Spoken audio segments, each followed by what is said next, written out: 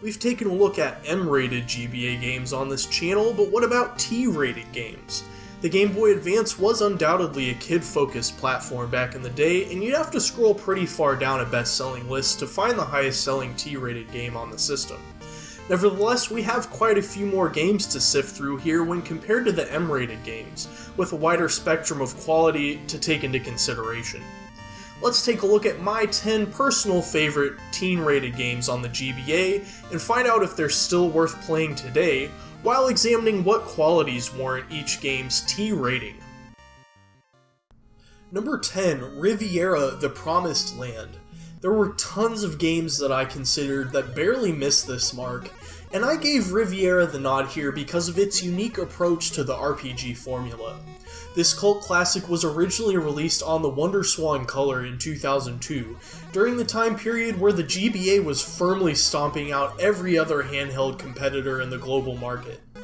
The WonderSwan family only sold about 3.5 million units in total, so you saw some of its landmark titles making the jump to the more popular handheld in an attempt to recoup sales. Riviera's unique gameplay largely manifests in the movement system, where instead of a free roam using directional buttons, the player has to move screen by screen, while needing to switch modes to interact with the environment on a given screen. The battle system also has its own flair, as you have to make strategic preparations by choosing a set number of items or active party members before entering into combat.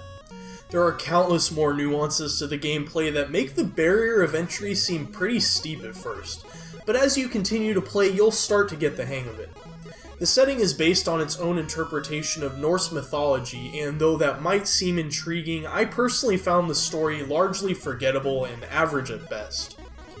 Riviera: The Promised Land seems mostly innocuous at first, but eventually you will come across some more mature themes in the story, from systematic violence to more sexually suggestive themes, as there are some dating simulator elements sprinkled in. I'd recommend this game to RPG veterans who are looking for a change of pace, and you're in for about 25 hours of action if this is your thing.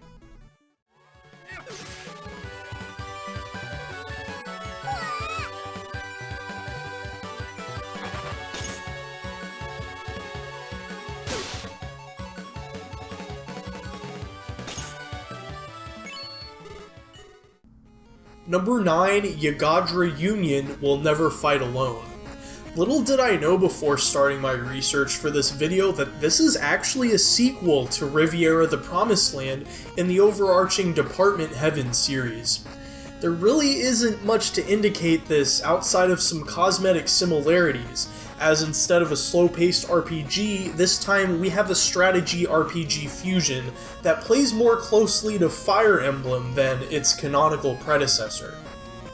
Like the previous entry, the game dabbles in mechanics that stray from the norm of its genre, adding some depth to the gameplay that lends itself to some tougher challenges once you're in the thick of things. The battle system again requires some strategic preparation, as you have to choose a certain amount of cards that provide a variety of benefits and effects. The tutorials are a helpful entry point to these complicated mechanics, but they can feel a bit too wordy at times. During combat, you can choose to attack with as many units as are available using the Union system, stocking up on more troops to ensure a victory, or using less to chip away at a certain unit with minimal risk. The actual unit versus unit combat is reminiscent of Advance Wars, as typically the side with the higher number of combatants per unit will emerge victorious, though there are more varying factors here that can change the outcome. Like Riviera, this game has a fair bit of mature and sexual themes, with mild profanities, scantily clad anime girls, and implications of strong violence throughout. These elements probably could have been toned down a bit, but props to the developers for sticking to their guns and not compromising their style. I just don't have enough time here to discuss the minutia of Yagadra Union's deep gameplay, so just check it out for yourself if you want 25 to 30 hours of a strategy RPG that breaks the mold convincingly.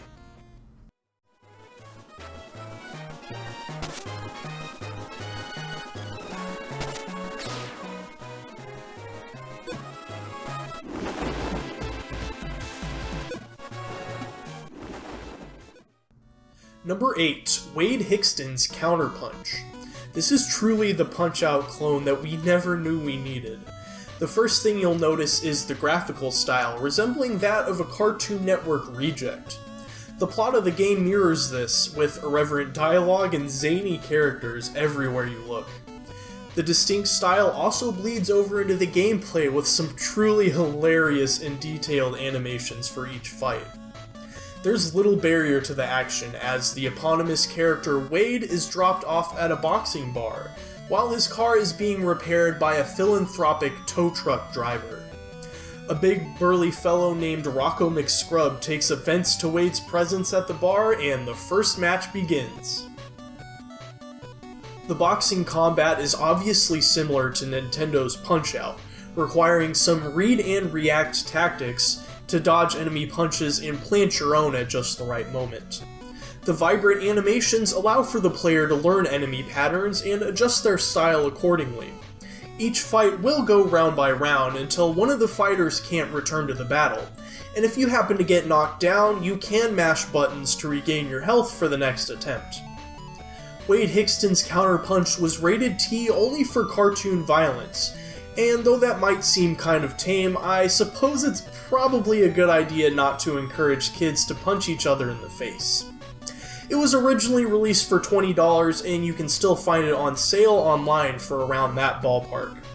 Despite how short of a game this is, with only 9 total fights to slog through, the GBA just doesn't have anything like that, and that alone makes it worth a look. 7, 8,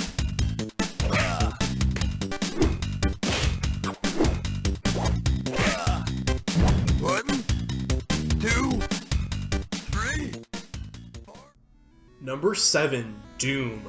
There really is not much I can say about this legendary title that hasn't already been said, but how has the GBA port aged, and is it still worth playing today? If you're looking for a handheld port of Doom that plays on lesser hardware and is still reasonably faithful to the original MS-DOS release, this could be your go-to version, but there are some differences you should be aware of that aren't as palatable as those from some of the other Doom console ports. This port is a technical marvel on the Game Boy Advance, even if it might not be as visible for today's gamers. David A. Palmer Productions made use of the engine from past Doom console ports, originating from the Atari Jaguar version. It additionally makes use of all of the maps from the Jaguar version, including the reduced textures and geometric quality. This port even includes some new, never-before-seen deathmatch maps if you want to play versus a friend using a link cable. To me, the biggest letdowns of this port are the simplistic music, squished graphics, and sometimes choppy frame rate, though those can mostly be excused because of the GBA's hardware limitations. It's also a little strange to me that the music tracks were not lined up correctly with their original levels.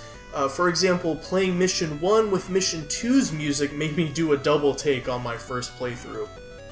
Doom and its sequel, Doom 2, were both able to be rated T on the Game Boy Advance due to the blood textures being changed to green, in addition to the removal of gory and satanic imagery from the game. Speaking of Doom 2, that port is also a decent adaptation, but in the end, I would recommend Doom 1 on the GBA more because it uses the engine from the original console ports. Really though, you can't go wrong with either game, and though Doom 1 on the GBA is not the best way that I would recommend people to experience Doom these days, it's certainly not the worst either.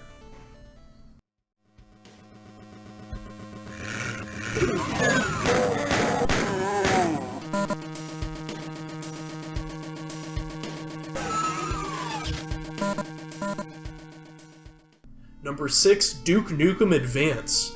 This one takes the cake as the best first-person shooter for our beloved handheld, and it really shouldn't even be a debate. For a platform that is not at all tailored to this kind of game, Duke Nukem Advance does the best it can to provide solid controls and smooth run-and-gun gameplay.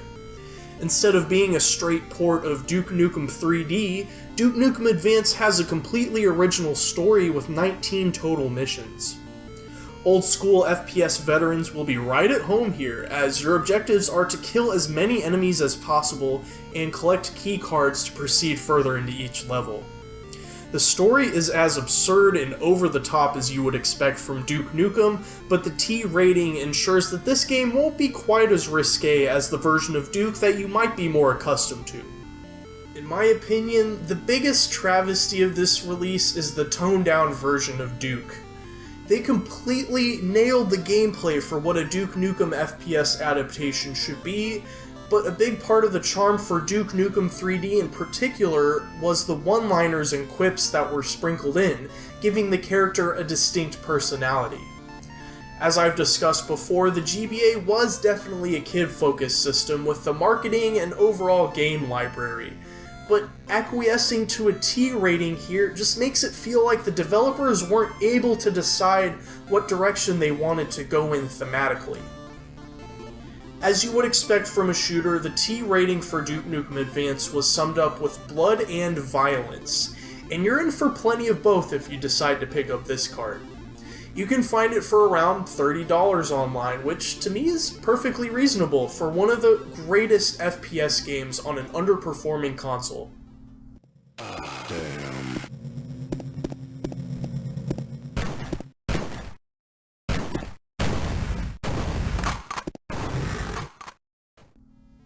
Number 5, Metal Slug Advance. I talked about the WonderSwan connection to Riviera the Promised Land earlier, and though Metal Slug Advance may not be a direct port from another handheld, it's also certainly not the first Metal Slug game to see release on a portable system. That honor would go to 1999's Metal Slug First Mission on the Neo Geo Pocket Color, with a second mission sequel coming in the following year. The Neo Geo Pocket family unfortunately suffered a similar fate to that of WonderSwan, being a turn-of-the-century line of handhelds that were trying to stay afloat against the death machine of Nintendo. For SNK, it was so bad that the Neo Geo Pocket Color ended up being their final console, and they had to declare bankruptcy in 2001. Luckily for gamers, they were able to reform as SNK Playmore in 2003 and would continue to pump out quality games, including this gem in the following year. So how does Metal Slug Advance compare to their older handheld offerings as well as the arcade versions? I would say it feels way closer to the arcade versions than the NGP versions could ever hope to have been. The graphics and gameplay of the arcade originals translate nearly perfectly with some minor tweaks. Instead of arcade-style continues, you have to reach the end of a screen for a checkpoint and the end of a level before being able to save your progress. Metal Slug Advance garnered a T rating for violence, which is understandable as it seems just about every GBA game that involved explicit use of guns was not able to sneak by with an E rating. Apparently, it still toned down some of the violence with the omission of blood and burning bodies, but I guess I'm just not detail-oriented enough to notice that on a first playthrough. You can snatch it up for under $15 online, and that's a steal for such a high-quality piece of run-and-gun action.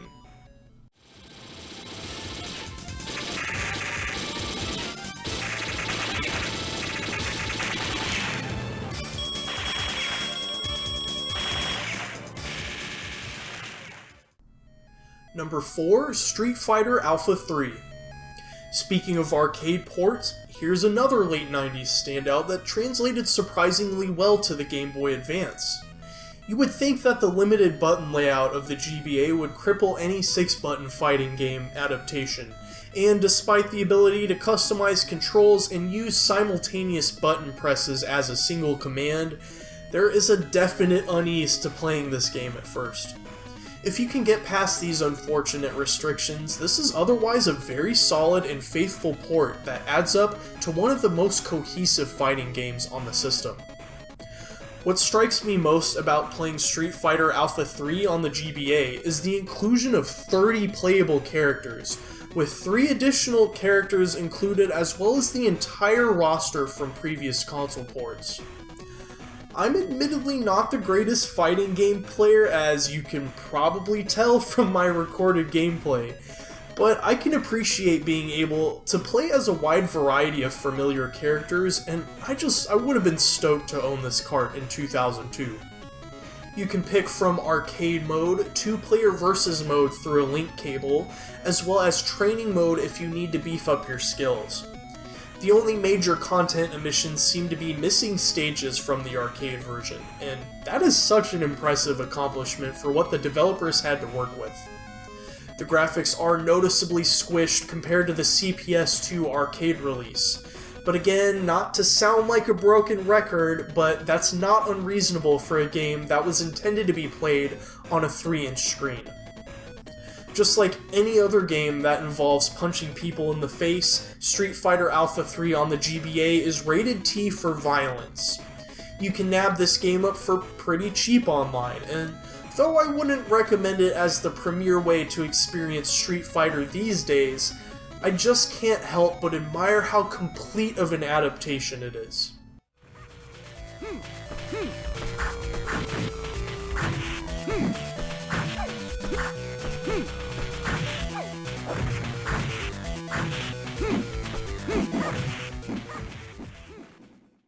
Number 3, King of Fighters EX2 Howling Blood.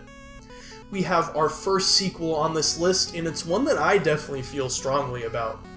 Though I generally prefer Capcom fighters to SNK fighters, I have to admit that this SNK Playmore title is my favorite 2D fighting game on the GBA. EX2 edges out its predecessor because of a whole host of bug fixes, gameplay tweaks, and an overall smoothness that rivals that of the arcades.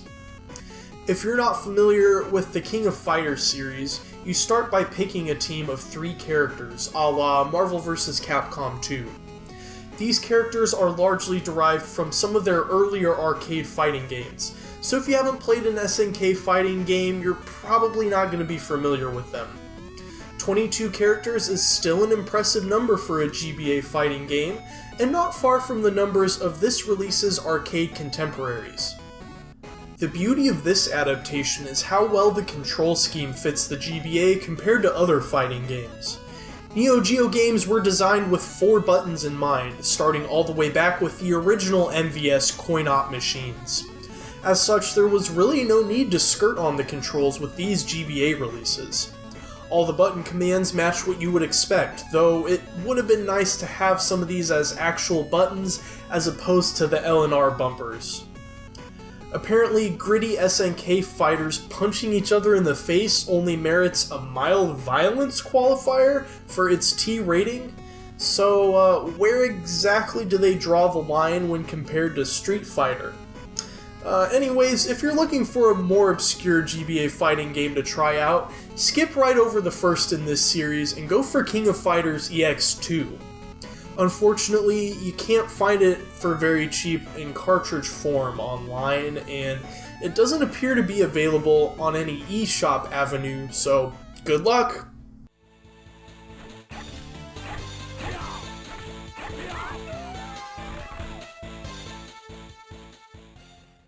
Number 2, The Pinball of the Dead.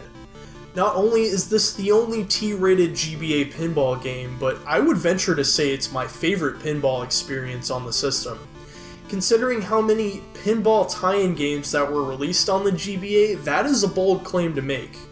I'm no pinball wizard, but I can recognize a great game when I see it.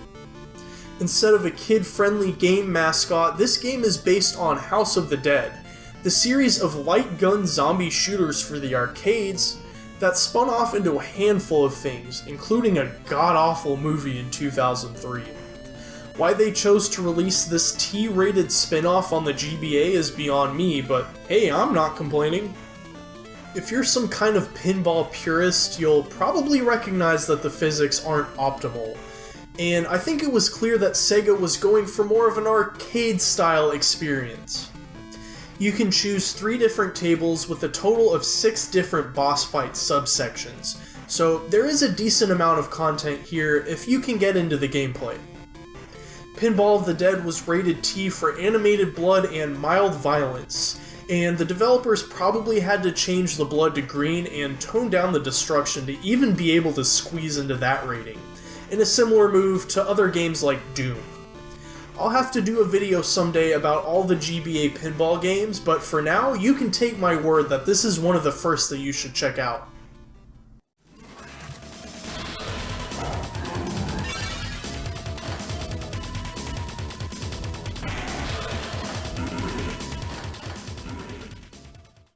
Number 1, Castlevania Aria of Sorrow. Though the first game in this GBA exclusive trilogy ended up being the highest selling, it took Konami 3 tries to make the ideal Castlevania game in portable 32-bit glory. The predecessors were fine games in their own right, but they simply can't match Aria of Sorrow's quality of soundtrack, story, and gameplay. There are a couple unique aspects of this game that help it stand out amongst the Castlevania catalog, being that the main character is not of the Belmont clan, and though you are adventuring through Dracula's castle, there is no greater plot to defeat him.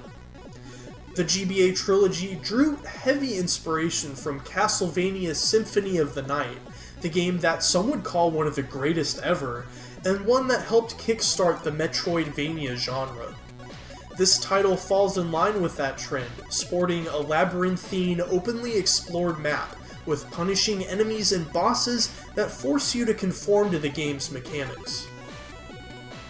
What struck me most about playing Aria of Sorrow is the timeless presentation, from the gorgeous pixel art to the immersive music. Fans of modern Metroidvania indie games like Hollow Knight and Rogue Legacy will feel right at home in this version of Dracula's Castle. Not only is this the greatest T-rated game on the system, it's easily a top 10 title that every GBA owner should have the privilege to experience. Castlevania Aria of Sorrow was rated T for animated blood and violence, so the fact that red blood is present when striking an enemy is excusable because it appears more cartoony, I guess? The game is largely lacking of demonic imagery or anything else really that could be construed as mature. What you see in the basic gameplay is what you're going to get throughout. And let me tell you, if you haven't played this one and this gameplay looks appealing to you, you're doing yourself a disservice to not already be playing.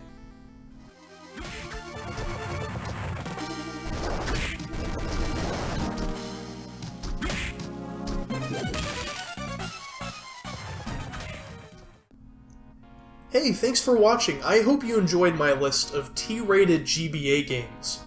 Like I said earlier in the video, I looked at quite a few games for this list that didn't quite make the final top 10, so I might just do a part 2 in the future if you guys like this. Be sure to leave a like and subscribe to the channel if you enjoy this kind of content. Thanks again, and I will see you all next time.